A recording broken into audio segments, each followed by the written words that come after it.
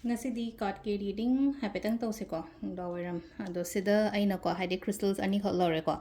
amana kaino lere ko khoigi aquamarine machu ma lere amana peridot machu ko haidi green light green amaga haidi light blue oiba mako sigi ani shidegi ama khanse ko som apamba karamba nungdana hena ingon attract tawge haibado ko adudagi lakpa energies to hai tare ko ma yenga se ko ahamba green se hai tare ko ai shakhalo ase green se dum phasaban ko green gi hana yenga se ko adu matungda amu blue machu se yenga se ko aduga yengadoriba topic ko yengadoriba topic sena kaino hai kansida khoigi aigi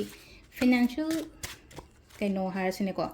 financial issues financial condition financial blockages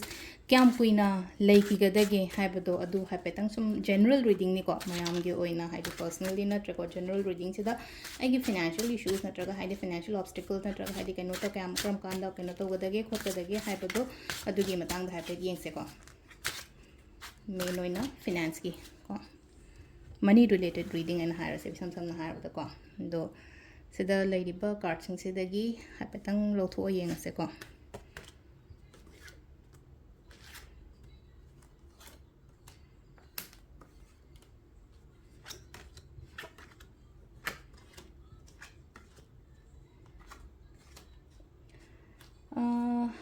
sida lai ko card sing se ko sila hadi loina ma u halla ge o halla padi ko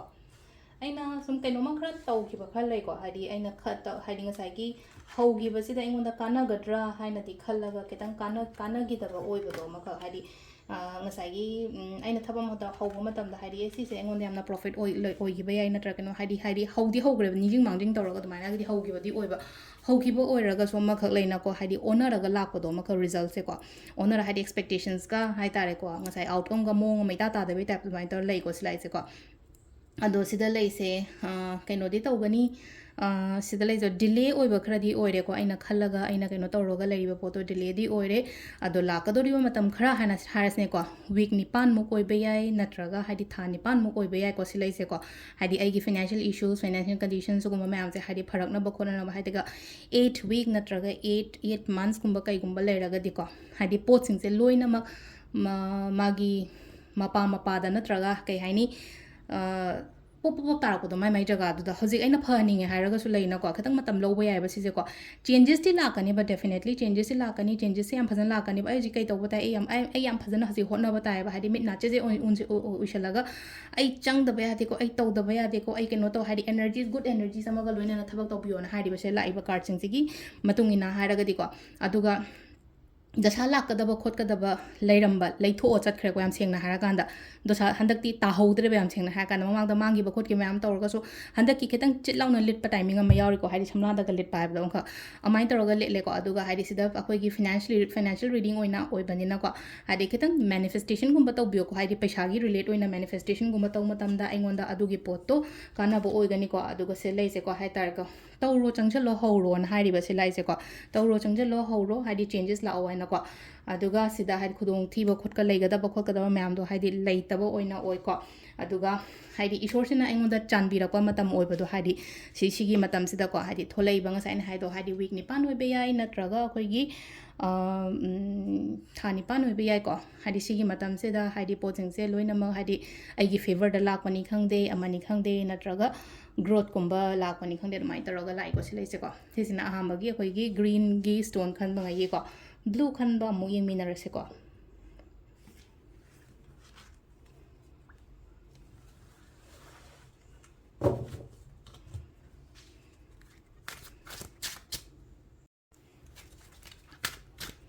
khoi gi mathang gi blue gi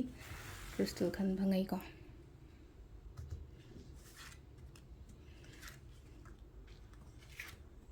relationship reading tawbiro hai ko ngang na relationship se katang angang natram ni na onka ai na bit yaw do tawde ko tawroke tawroko budi ko haidi mayam gi oina oibani na ko ado katang ai na so kya interest yaw do relationship ki matang se di adu na haidi khara adum badi khara lat le ko ado ko ꯍꯧꯖꯤꯛꯁꯦ ꯍꯥꯏꯇꯥꯔꯦꯀꯣ ꯂꯝꯕꯤ ꯂꯣꯏ ꯊꯤꯡꯕꯩ ꯇꯥꯏꯞꯇ ꯇꯧꯋꯦꯀꯣ ꯍꯥꯏꯗꯤ ꯄꯩꯁꯥ ꯂꯥꯛꯀꯗꯕ ꯈꯣꯠꯀꯗꯕ ꯑꯃ ꯂꯩꯔꯒꯁꯨꯀꯣ ꯍꯥꯏꯗꯤ ꯊꯥ ꯑꯅꯤ ꯑꯍꯨꯝꯁꯦꯀꯣ ꯊꯥ ꯑꯅꯤꯒꯨꯝꯕ ꯀꯩꯒꯨꯝꯕꯗꯤ ꯐꯖꯅ ꯕ꯭ꯂꯣꯀꯦꯖꯦꯁ ꯂꯩꯔꯤ ꯍꯧꯖꯤꯛ ꯌꯥꯝ ꯁꯦꯡꯅ ꯍꯥꯏꯔꯀꯥꯟꯗꯀꯣ 2 monthsꯀꯨꯝꯕ ꯀꯩꯒꯨꯝꯕꯗꯤ ꯍꯥꯏꯇꯥꯔꯦꯀꯣ ꯐꯖꯅ ꯕ꯭ꯂꯣꯛ ꯂꯩ ꯍꯥꯏꯗꯤ ꯁꯤꯗ ꯂꯩꯅꯀꯣ ꯍꯥꯏꯗꯤ ꯈꯠꯅꯕ ꯆꯩꯅꯕ ꯐꯥꯎꯕ ꯂꯩꯅꯀꯣ ꯈꯠꯅꯕ ꯆꯩꯅꯕꯗꯤ ꯄꯨꯔꯥ ꯍꯥꯏꯗꯤ ꯀꯩꯅꯣ ꯇꯧꯅꯕꯩ ꯋꯥ ꯅꯠꯇꯕ ꯈꯤꯇꯪ ꯃꯤꯉꯣꯟꯗꯒ ꯄꯩꯁꯥ ꯅꯨꯡꯁꯥꯒꯤ ꯀꯩꯒꯤ ꯃꯇꯥꯡꯗ ꯑꯣꯏꯔꯒ ꯅꯨꯡꯉꯥꯏꯅꯗꯕ ꯈꯣꯠꯇꯕ ꯑꯗꯨꯝꯕ ꯈꯔ ꯂꯥꯛꯏꯕ ꯑꯗꯨꯝ ꯑꯗꯒꯤ ꯑꯃꯨꯛꯁꯨ ꯏꯃꯣꯁꯅꯦꯜꯂꯤ ꯌꯥꯝ ꯗꯥꯎꯟ ꯆꯠꯄꯁꯨ ꯑꯣꯏꯀꯣ ꯍꯥꯏꯗꯤ ꯃꯤꯉꯣꯟꯗꯒ ꯍꯥꯏꯕ ꯉꯝꯗꯕ ꯈꯣꯠꯇꯕ ꯁꯤꯒꯨꯝꯕ ꯃꯌꯥꯝꯁꯦꯀꯣ ꯑꯗꯣ ꯁꯤ ꯂꯩꯁꯦ ꯍꯥꯏꯇꯥꯔꯦꯀꯣ ꯏꯃꯣꯁꯅꯦꯜꯂꯤ ꯗꯥꯎꯟ ꯆꯠꯄ ꯌꯥꯗꯦ ꯑꯃ ꯀꯩꯅꯣ ꯇꯧꯕꯤꯕ ꯌꯥꯗꯦꯀꯣ ꯑꯩꯉꯣꯟꯗ ꯈꯨꯗꯣꯡꯆꯥꯕ ꯁꯣꯏꯗꯅ ꯂꯥꯛꯀꯅꯤꯀꯣ ꯑꯩꯅ ꯍꯥꯏꯁꯦ ꯊꯥ ꯑꯅꯤ ꯑꯍꯨꯝꯁꯦ ꯈꯤꯇꯪ ꯂꯥꯟꯊꯣꯛꯍꯜꯂꯣ ꯊꯥ ꯑꯅꯤ ꯑꯍꯨꯝꯁꯦ ꯂꯥꯟꯊꯣꯛꯑ ꯃꯇꯝꯗ ꯑꯩꯉꯣꯟꯗ ꯑꯩꯒꯤ ꯑꯣꯏꯅ ꯑꯩꯅ ꯍꯧꯖꯤꯛ ꯈꯜꯂꯤꯕ ꯑꯩꯅ ꯍꯧꯖꯤꯛ ꯅꯤꯡꯉꯤꯕ ꯈꯣꯠꯂꯤꯕ ꯃꯌꯥꯝꯁꯦ ꯑꯩꯉꯣꯟꯗ ꯐꯪꯕ ꯂꯥꯛꯄ ꯑꯣꯏꯅ ꯑꯣꯏꯒꯅꯤ ꯑꯗꯨꯒ ꯈꯪꯍꯧꯗꯅꯒꯨꯝꯕ ꯂꯩꯅꯀꯣ ꯍꯥꯏꯗꯤ ꯃꯤꯉꯣꯟꯗꯒ ꯂꯩꯈꯤꯕ ꯁꯦꯜ ꯑꯣꯏꯔꯣ ꯑꯃ ꯑꯣꯏꯔꯣꯀꯣ ꯐꯠ ꯂꯥꯎꯅ ꯆꯪꯉꯛꯄꯅꯤ ꯈꯪꯗꯦ ꯅꯠꯇ꯭ꯔꯒ ꯑꯅꯧꯕ ꯂꯝꯕꯤꯒꯨꯝꯕ ꯀꯩꯒꯨꯝꯕ ꯂꯥꯛꯄꯅꯤ ꯈꯪꯗꯦ ꯑꯗꯨꯃꯥꯏꯅ ꯂꯩꯀꯣ ꯌꯥꯔꯤꯉꯩ ꯈꯠꯅꯕ ꯆꯩꯅꯕ ꯈꯣꯠꯄ ꯁꯤꯒꯨꯝꯕ ꯃꯌꯥꯝꯁꯦ ꯌꯥꯔꯤꯉꯩ ꯑꯦꯚꯣꯏꯗ ꯇꯧꯕꯤꯌꯨ ꯏꯚꯟ ꯃꯤ ꯈꯠꯅꯕ ꯐꯥꯎꯕꯗ ꯍꯥꯏꯇꯥꯔꯦꯀꯣ ꯌꯥꯎꯔꯨꯅꯣ ꯆꯪꯉꯨꯅꯣꯅ ꯍꯥꯏꯇꯥꯔꯦ ꯏꯁꯝ ꯁꯝꯅ ꯍꯥꯏꯕꯗ ꯍꯥꯏꯇꯥꯔꯦꯀꯣ ꯃꯤ ꯈꯠꯅꯕ ꯐꯥꯎꯕꯗ ꯂꯩꯅꯕ ꯈꯥꯝꯗꯣꯛꯀꯦ ꯀꯥꯏꯅ ꯑꯗꯨꯐꯥꯎ ꯆꯪꯉꯨꯅꯣꯕ ꯍꯥꯏꯗꯤ ꯑꯩ ꯑꯣꯏꯅ ꯁꯣꯛꯀꯅꯤ ꯑꯩ ꯑꯣꯏꯅ ꯀꯩꯅꯣ ꯇꯧꯕꯗꯣ ꯃꯈꯩ ꯏꯔꯥꯟꯗꯤ ꯂꯩꯇꯅ ꯑꯩꯉꯣꯟꯗꯒ ꯑꯣꯏꯅ ꯕ꯭ꯂꯦꯝ ꯆꯥꯕꯗꯣ ꯇꯧꯅꯤꯕ ꯑꯗꯨꯗꯨꯅ ꯌꯥꯔꯤꯉꯩ ꯍꯥꯏꯇꯥꯔꯦꯀꯣ ꯍꯧꯖꯤꯛꯁꯨ ꯉꯥꯏꯔꯦꯀꯣ ꯍꯥꯏꯗꯤ ꯄꯩꯁꯥ ꯅꯨꯡꯁꯥ ꯃꯇꯥꯡꯗ ꯑꯣꯏꯔꯦꯅ ꯈꯜꯂꯁꯦ ꯑꯩꯒꯤ ꯃꯤꯁꯇꯦꯛꯇꯤ ꯀꯩꯝꯇ ꯌꯥꯎꯗꯦꯉꯩ ꯍꯥꯏꯇꯥꯔꯦꯀꯣ ꯑꯩꯉꯣꯟꯗ ꯕ꯭ꯂꯦꯝ ꯆꯥꯕ ꯈꯣꯠꯄ ꯑꯗꯨꯝꯕꯁꯨ ꯑꯗꯨꯝ ꯈꯔ ꯂꯩꯔꯝꯒꯅꯤꯕ ꯁꯤ ꯂꯩꯁꯦꯀꯣ ꯑꯗꯣ ꯁꯤꯗ ꯂꯩꯔꯦꯀꯣ ꯑꯩꯈꯣꯏꯒꯤ ꯀꯩꯅꯣꯒꯤ ꯑꯩꯈꯣꯏꯒꯤ ꯕ꯭ꯂꯨ ꯀꯂꯔ ꯈꯟꯕꯀꯣ ꯈ꯭ꯔꯤꯁꯇꯜꯉꯩꯒꯤ ꯑꯣꯏꯅ ꯍꯥꯏꯔꯒꯗꯤ ꯑꯗꯨꯕꯨ ꯂꯥꯛꯀꯗꯧꯔꯤ ꯃꯇꯝ ꯍꯥꯏꯇꯥꯔꯦꯀꯣ ꯂꯥꯛꯀꯗꯧꯔꯤ ꯃꯇꯝ ꯀꯩꯀꯥꯁꯤꯗꯤ ꯐꯩꯀꯣ ꯑꯗꯨꯅ ꯍꯧꯖꯤꯛ ꯅꯨꯡꯉꯥꯏꯇꯕ ꯈꯣꯠꯇꯕ ꯑꯩ ꯖꯁ ꯇꯦꯝꯄꯔꯦꯔꯤ ꯐꯦꯁꯅꯦ ꯑꯩꯈꯣꯏꯒꯤ ꯂꯥꯏꯐꯀꯤ ꯃꯇꯦꯛ ꯈꯔꯅꯦ ꯅꯨꯡꯉꯥꯏꯇꯕꯁꯦ ꯍꯥꯏꯗꯤ ꯆꯠꯈꯤꯅꯤꯀꯣ ꯍꯥꯏꯅ ꯏꯁꯥꯗ ꯊꯥꯖꯕ ꯊꯝꯕꯤꯌꯨꯀꯣ ꯑꯗꯨꯒ ꯃꯦꯅꯤꯐꯦꯁꯇꯦꯁꯟꯒꯨꯝꯕ ꯋꯥꯈꯜ ꯅꯨꯡꯉꯥꯏꯅꯒꯨꯝꯕ ꯂꯩꯕꯤꯌꯣ ꯌꯥꯔꯒꯗꯤꯀꯣ ꯊꯦꯡꯛ ꯌꯨ